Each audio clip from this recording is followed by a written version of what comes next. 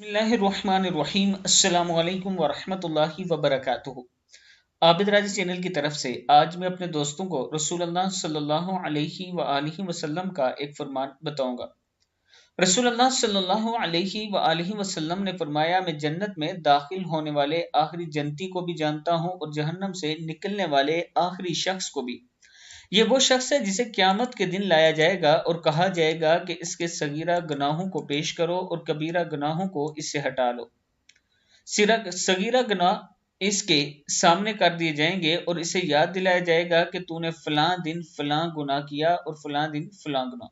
वो सब गुनाहों का इकरार करेगा और इनकार करने की हिम्मत इसमें ना होगी और साथ ही वो अपने कबीरा गुनाहों की पेशी से भी डर रहा होगा।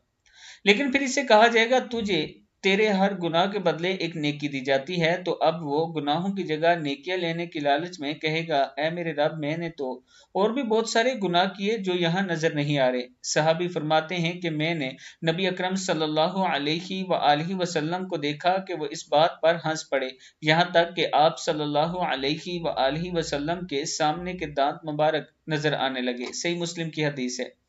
मैं अपने दोस्तों से गुजारिश करूंगा कि अल्लाह के हुजूर तौबा इस्तगफार किया करें और अल्लाह से बख्शिश मांगा करें और अल्लाह से ये दुआ किया करें कि अल्लाह हमें एक तो रसूल अल्लाह सल्लल्लाहु अलैहि वसल्लम की शफात नसीब फरमाए और दूसरा जन्नत अल फिरदौस में जगह अता फरमाए। अस्सलामु अलैकुम वरहमतुल्लाहि वबरकातुहू।